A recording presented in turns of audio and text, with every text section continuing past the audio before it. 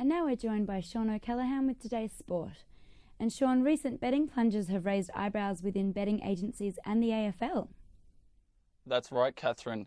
These plunges relate to exotic bets which aren't likely to impact the outcome of a match. They more concern the first goal kicker in a match. Now, recent examples include Hawthorn's Brent Guerra. He was backed from $101 right into $26. And the Brisbane Lions player Daniel Merritt, who was backed from $101 into $15. Now, these two players are both defenders. They were named to start in defence, but actually started the match in attack. Now, AFL media manager Patrick Keane has confirmed the league's integrity officer will be looking at ways to avoid these situations. Now, Patrick Keane did stress that no player or club in particular will be examined at this time. It's not known whether the leaks were done deliberately or not. What's possibly happened is a player or coach has just said something to a mate or a friend, and then this has been linked via Facebook or Twitter or other social networks like fan forums. And sticking to AFL, Bob Davis's funeral was held in Geelong today. Yes, that's right. This was tipped to be one of the biggest funerals in the history of the town of Geelong.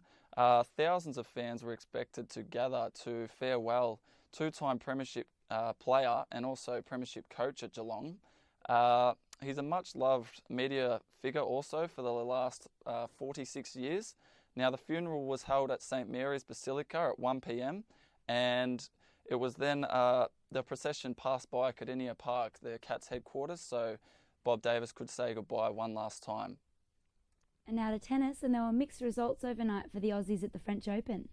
Yes, that's right. Australia's Anastasia Rodionova, she's ranked 74 in the world, and she battled from a set down to overcome Nadia Petrova, the women's 26th seed. Now, this was a big effort for Rodionova. Petrova was previously ranked third in the world. The score was 6-7, 6-3, 6-4. Unfortunately for Australia, Bernard Tomic bowed out. He lost in straight sets to Argentine Carlos Berlocq, the world number 69. It was a 7-5, 6-4, 6-2 loss in a little over 2 hours. And unfortunately, it's the first time in the Open era that an Australian male won't play in the second round at the Roland Garros tournament. Men's number one seed Novak Djokovic won his 38th successive match, and that will see him within 4 of 1984 John McEnroe, who won 42 matches in a row. Thanks, Sean.